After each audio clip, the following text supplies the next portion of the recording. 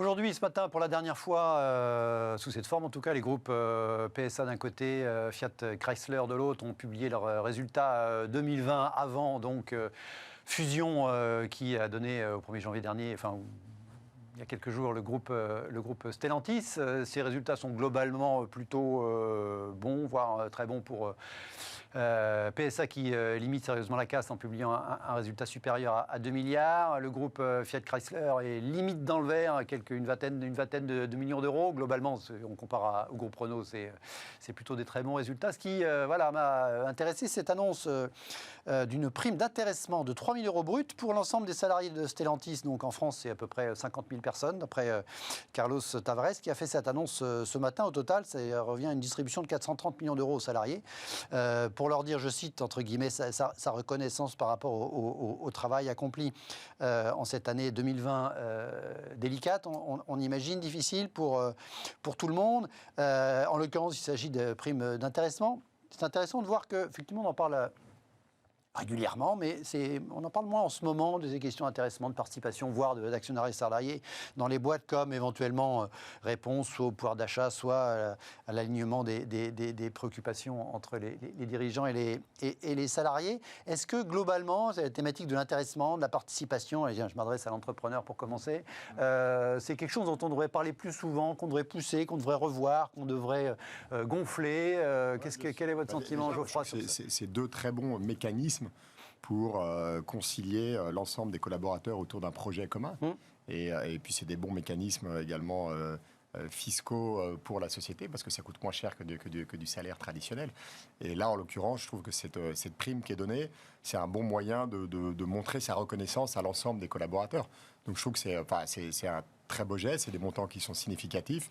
Oui, pour dire dans l'industrie automobile, on imagine que c'est des montants qui ne sont pas nuls. C'est également un très beau geste de l'actionnaire, quelque part, parce que voilà, ça veut dire que ça va impacter... Le conseil d'administration, normalement, donne... C'est de l'argent qui ne va pas aux actionnaires. En tout cas, il y a une partie qui va remonter en réserve, qui ne distribue pas de dividendes. Et ce qui est intéressant, c'est qu'ils ont distribué 2,7 milliards d'intéressement sur les derniers exercices, plus que ce qu'ils ont distribué en dividendes. Donc je trouve que c'est un double chapeau, mais également à l'actionnaire, il ne faut pas oublier. Est-ce que les formules actuelles, parce qu'après il y a des règles, et puis après on peut faire mieux dans les boîtes, évidemment, heureusement. Est-ce que globalement il faut changer la réglementation, la loi ? Globalement, ce qui existe est bon selon vous ? Il faudrait trouver de nouveaux dispositifs pour encourager peut-être encore plus l'actionnariat salarié. Et là, c'est pas l'actionnariat salarié dont on parle. Moi, je trouve que c'est très bon. Je mettrais un bémol sur la participation où il y a un forfait social qui est de 20%, qui au départ était de 2%, qui a augmenté graduellement pour combler un peu les trous de la sécurité sociale. Je ne suis pas sûr que ce soit le rôle de l'employeur et de l'entreprise de supporter ce forfait. Je le baisserais clairement, je le mettrais à 10%, mais par contre, à la limite, j'imposerais ou je proposerais la participation à l'ensemble des salariés, à l'ensemble des entreprises, et non pas uniquement à celles qui sont plus de 50 salariés. Parce que c'est des très bons dispositifs, mais voilà, en tout cas, j'assouplirais clairement le forfait social. Votre sentiment, Isabelle, sur globalement cette idée, quand ça marche Oui, alors moi je vais vous donner un regard d'économiste. Et donc l'économiste, il va vous dire que on regarde en fait le fait que les entreprises distribuent donc ces participations ou cet intéressement, donc ces dispositifs qui font que on associe les salariés aux bénéfices de l'entreprise et donc à sa réussite. Eh bien, est-ce que ça joue sur la performance de l'entreprise ? Eh bien, en fait, il y aurait des études qui tendraient à montrer que oui, effectivement, les entreprises qui partagent les plus généreuses entre guillemets, les plus généreuses qui partagent bien ce profit, eh bien, sont plus performantes, notamment en termes de productivité. Et donc, ils mettent en avant un certain nombre d'éléments. Eh bien, ça serait... Par exemple, ces dispositifs d'épargne salariale, ça serait un facteur d'attractivité, ça serait un facteur de fidélisation. Des talents, pas des clients. D'attractivité, en termes de talent. Ça serait aussi un facteur de fidélisation des salariés, et notamment, ça permettrait de conserver les compétences, et notamment les compétences stratégiques dans les entreprises. Et puis ensuite, c'est aussi un facteur de motivation, d'engagement des salariés. Et puis comme on récompense la performance collective, c'est aussi favorable à la collaboration, à la coopération. Et donc ça, c'est un facteur de productivité. Et donc si vous cumulez l'ensemble, oui, effectivement, c'est un facteur de performance pour l'entreprise.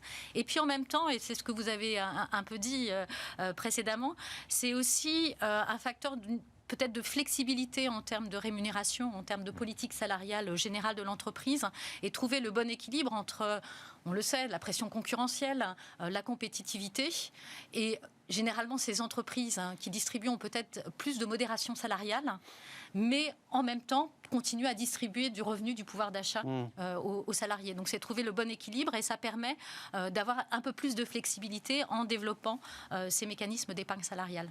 Alors justement, à part dans les grands groupes, l'épargne salariale est notable, qui peut devenir de l'actionnariat salarié, hein, effectivement. C'est un peu un sujet qui revient régulièrement. Il faudrait développer l'actionnariat salarié. Pourquoi on n'y arrive pas, encore une fois, par les grands groupes cotés où globalement ça marche, l'épargne salariale est investie largement dans les actions de l'entreprise. On sait pourquoi il y a un blocage culturel.